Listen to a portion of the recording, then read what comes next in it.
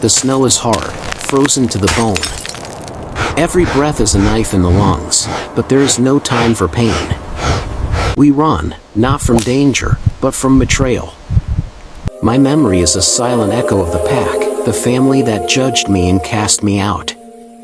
Behind me, the chase is relentless, 12 of them, their instincts sharpened by the scent of my fear, their hunger for dominance unyielding. I have covered nearly 80 miles since the dawn, and my body screams for rest. The scent of pine and frozen earth is all that keeps me grounded, but underneath it, the message is clear: their territory ends here. But I will not fall. I will not become a frozen meal for the very family who turned their backs. I know a weakness in their ancient hunting strategy, a blind spot only an outcast can use. Tell me, where are you watching from? Drop your country in the comments below. My life began within the formidable structure of the Northwood Pack, a unit governed by a silence more powerful than any roar. I was a sentinel, a creature whose vigilance was the pack's very first defense. My purpose was absolute: to hunt, to protect, to obey the unbending law of the Alpha. But even in a system built on obedience, a subtle discord can threaten the very fabric of existence. The catalyst arrived not as a dramatic challenge, but as a crisis of necessity. It was during the paralyzing cold of the late winter, a time known to the local rangers as the Hunger Weeks, that our pack faced a slow, inevitable decline.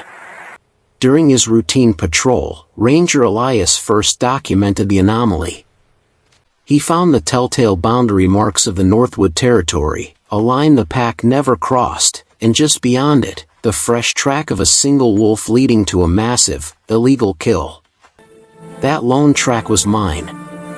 Driven by the sight of a massive elk just beyond the Alpha's boundary, I broke the pack's law to bring back life. It was an act of survival, yet in the eyes of the Alpha, it was the ultimate transgression, a defiance of the order that held their world together. The consequence was immediate, silent, and absolute: exile. Now, I run alone, pushed out onto the wide, empty plains, my scent a constant beacon of weakness and challenge for the relentless dozen that follow. The pursuit was not a casual endeavor, it was a demonstration of pack dominance, a systematic cleansing of their fractured order. I could feel the pressure through the frozen ground, the vibrations of 12 bodies closing the distance across the plains.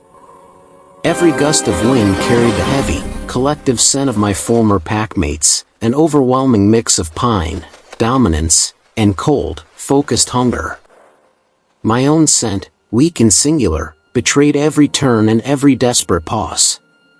The chase became a study in relentless efficiency. They were hunters and trackers of unparalleled skill, never letting the gap widen by more than a few hundred yards. Miles away, Ranger Elias, alerted by the change in local animal patterns and the strange appearance of a lone wolf print where only packs should roam, tracked the activity. He realized this was not a casual hunt, it was a rare, life-or-death banishment, a sight few humans ever witnessed. The ranger's knowledge of the terrain revealed a crucial element: the lone wolf was headed directly toward the treacherous Whisper Gorge, a frozen river that offered the only chance of escape. But the gorge was a gamble, its frozen surface was fragile, concealing swift, deadly currents beneath. The pack knew this weakness and used the threat of the ice as their weapon, driving me faster, exhausting my reserves. I used the wind, running into its strongest gusts to momentarily confuse the pack's scent tracking, buying myself precious seconds. It was a race against time and biology. I was one body, burning energy quickly. They were 12, rotating their positions, always fresh, always hungry. The final, desperate gamble was the ice, and I knew I had to run across it before the sun, now peeking through the clouds, could weaken its hold. I hit the ice of the Whisper Gorge at full, desperate speed, every paw strike sending a sickening vibration through the frozen sheet. The pack, sensing their advantage, hesitated only a moment before committing to the pursuit, believing the ice would deliver me into their waiting jaws. My strategy was born of deep, ancestral knowledge. I ran not in a straight line, but in rapid, unpredictable zigzags. The pack was too heavy, too efficient, and too focused on a single target to adapt to the sudden, jarring changes in momentum. The instability grew. Deep, dark cracks shot across the surface, splitting the silence with sounds like cracking rifle shots. Ranger Elias watched from the high bank, binoculars pressed to his eyes, knowing the entire drama would end in seconds, either with a capture or a catastrophic collapse. I saw my opportunity near the center of the gorge, a spot where the ice was thinnest, having thawed and refrozen over a hidden rapid. With a final burst of adrenaline, I executed a feint, sliding dangerously close to the edge of the thin ice, then veering sharply away at the last moment.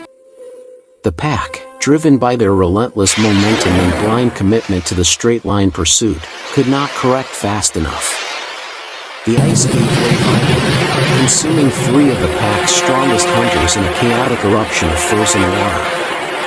The remaining 9 wolves skidded to a halt at the edge of the chasm, their collective pursuit instantly broken by the raw shock of the loss. I used the precious, stunned silence to gain the far bank, my body shuddering from the physical and emotional cost of the maneuver. The 100-mile hunt had finally ended, not with a kill, but with a defining victory born of desperation and a superior understanding of the rules of the wild. The distance between the lone wolf and his former pack was now more than a chasm of ice and water. It was the ultimate realization of separation. The alpha pack, having lost 3 of their own, would not cross the gorge, nor would they follow the lone wolf into his new domain. From the high banks, Ranger Elias lowered his binoculars, the gravity of the sight registering in his mind. The lone wolf had enforced a new law, the law of self-preservation. My existence, once a threat to their order, now became a legend, the tale of the outcast who survived the 100-mile hunt and earned his own territory. This is the ultimate truth of the wild. Survival is the highest form of loyalty, and sometimes, the greatest act of courage is simply to keep running.